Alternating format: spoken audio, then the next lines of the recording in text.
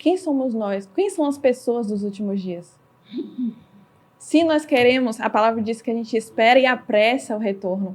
O que é apressar? Para mim, apressar é como se eu já começasse a viver como uma pessoa do fim. Qual é a pessoa do fim? As pessoas que amam a sua vinda, como esse texto. Eu amo essa parte do final. Aqueles que amam a sua vinda. Coroa da justiça, né, Gi? E olha o que Paulo pensa. Ele viveu tudo isso, estava preso, e ele estava pensando nos céus, estava pensando na eternidade, na glória.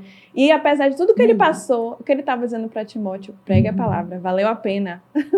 Só pregue a palavra. Pregue, Timóteo.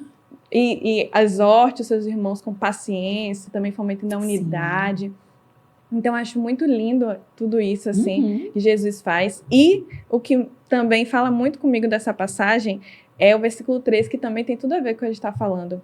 Esta é a vida eterna, que te conheçam.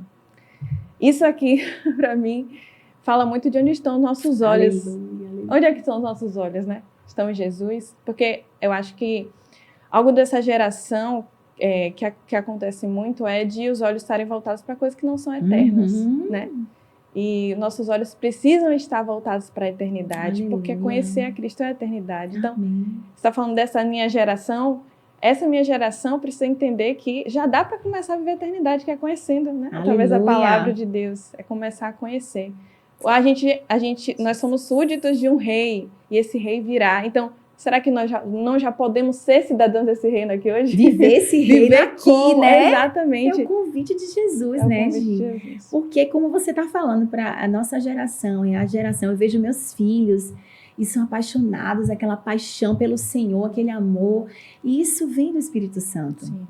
Né, cumprindo o que a gente estava falando agora, Atos 2, Joel 2, né, Pedro pregou ali e tantas milhares, né, de pessoas se converteram. Uma mensagem clara, arrependei-vos. Às vezes, quando você fala assim, Andréa, tem uma mensagem que é meio água com açúcar hoje, onde o homem é centralizado, são as minhas dores, meu selfie, né? Eu sei que a gente tem dores e ele se importa conosco, mas há uma mensagem, água com açúcar, Nutella, meio assim, que você tem que olhar só para mim, assim, a minha cidade, não, olhe para o reino.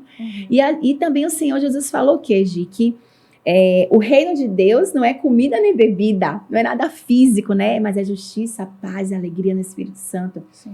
E assim, eu posso ver isso na tua vida, né? E eu queria que você já deixasse uma mensagem já para assim, não vai acabar não, ainda não, claro, né? Mas jovem, você que está aí, né? Você que pode hoje olhar para essa jovem aqui. E você está, às vezes, falando, Andréa, mas eu não estou dando certo, minha família está quebrada. Eu não, mas comigo, com ela funciona, mas comigo não. Olha, quero te dizer, você é escolhido. Jesus orou por nós, como Giovana leu aqui em João 17. E ele falou, olha, Pai, eu não peço que os tire do mundo, mas que os livre do mal. Você pode e deve viver longe do mal. Você, jovem, você é convidado para ter uma vida de santidade.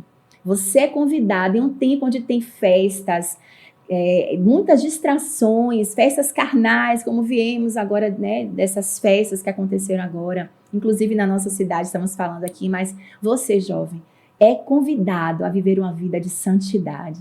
É convidado você, jovem, né, adolescente, a viver uma vida diferente. Olha só, essa jovem que nós estamos vendo aqui, vivendo para o reino, pensando as coisas do reino, olhando para o alto. De onde vem o nosso socorro, né, Giovana? Sim, eu senti do Espírito Santo de falar isso, sabe? Fluiu.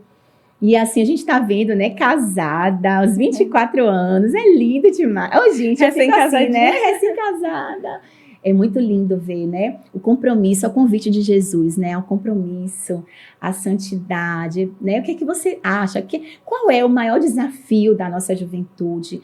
Qual é o maior desafio da juventude que está inserida na volta de Jesus? Você acha que existe, olha, André, existe um desafio assim, que eu penso, que eu sempre falo, e o que é que você tem pregado, o que é que você tem falado para os jovens que você convive?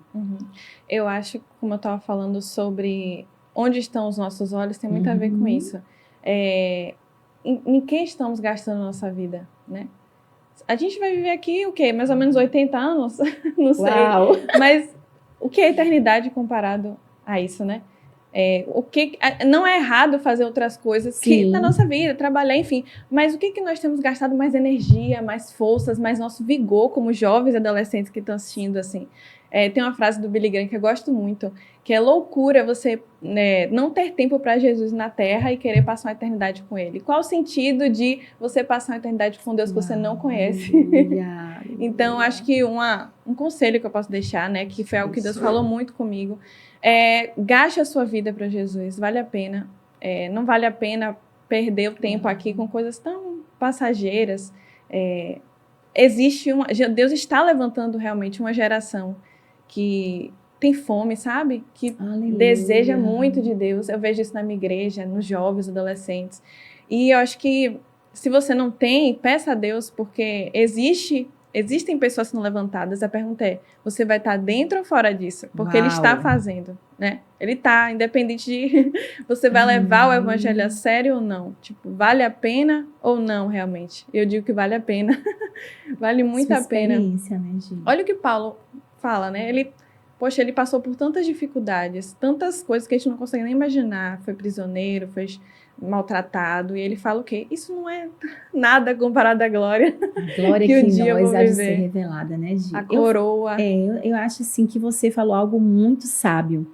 Né, que você gaste o seu tempo, gaste a sua juventude, né? Eu queria ter conhecido Jesus, eu conheci Jesus na sua idade, né? Hoje eu estou com 46 anos de idade.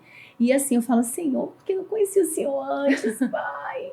E Ele fala, sempre estive com você, mas os seus olhos não estavam, olhando para Jesus, os seus olhos não estavam em mim, né? Que é poderoso para fazer uma jovem, sabe? Olha que família linda, gente. É poderoso para fazer uma família linda dessa. É poderoso para transformar. Porque eu não tive essa mesma, digamos, um favor, assim, nesse sentido de que uma oportunidade de Deus de ter tido uma família unida. Meus pais se separaram, eram muito nova, 12 anos. Meus pais estavam se separando. Eu tinha 12, minha irmã tinha 4, a menor. E assim, eu não tive isso, né? Mas eu sei que, às vezes, a gente olha para dificuldades, né? É claro que é real, a gente fala assim, poxa, eu não vou ter uma fé burra, André, eu tenho problemas, eu tenho desafio, por exemplo, uma jovem que está, você tem desafios às vezes na sua universidade, às vezes você tem desafios dos mais diversos, André, mas meus pais não são crentes, tem gente que eu conheço, sabe, Giovana, que não é crente, e que os pais, então, só ele é crente na família, mas os pais não são. André, eu sou sozinha, hoje eu trabalho, tenho a graça de trabalhar, sabe, com muitos adolescentes.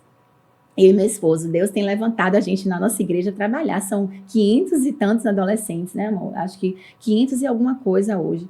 E Deus tem feito isso, Deus tem dado essa fome, mas assim, eu não tive essa mesma graça, né? Então, às vezes, eu sei que você falou essa mensagem tão linda, mas às vezes tem um adolescente, tem um jovem passando, poxa, mas ela não sabe o que eu tô passando. Só eu sou crente, só eu tô nessa fé, né? E manda uma mensagem também para esse jovem, né? Para incentivar. Porque eu sei que você hoje trabalha para o Senhor, você hoje vive com os olhos no reino. E você sempre foi assim, mas hoje a gente vai falar do seu empreendedor, você é empreendedora para o reino, né? O seu empreendimento que é voltado para o reino de Deus. Não só para, lucrar, mas você tem uma mente voltada para o reino. Fala para esse jovem também, sabe, Gi, que certeza. Às vezes está passando assim, uma separação de pais, às vezes está passando, poxa, Andréa, eu estou passando uma escassez tão grande na minha casa. E às vezes é difícil você falar, eu vou continuar crendo numa situação, né? Olhar como para Jesus, Andréa. Eu recebi mensagem esses dias. Como é que eu vou olhar? Minha família está acabada, eu não consigo ver essa palavra se cumprir, sabe, na minha vida.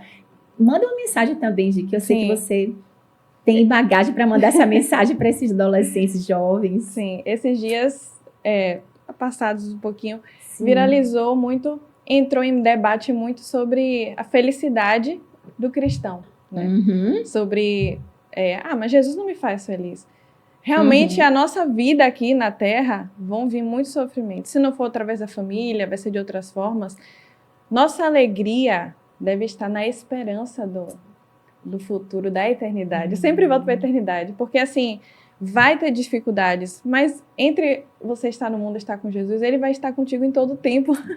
Ele vai estar te consolando, te guardando. E continue sendo exemplo na sua família, continue sendo exemplo onde você está. porque em nome de Jesus, seus pais vão ver o seu brilho do Espírito Santo na sua vida.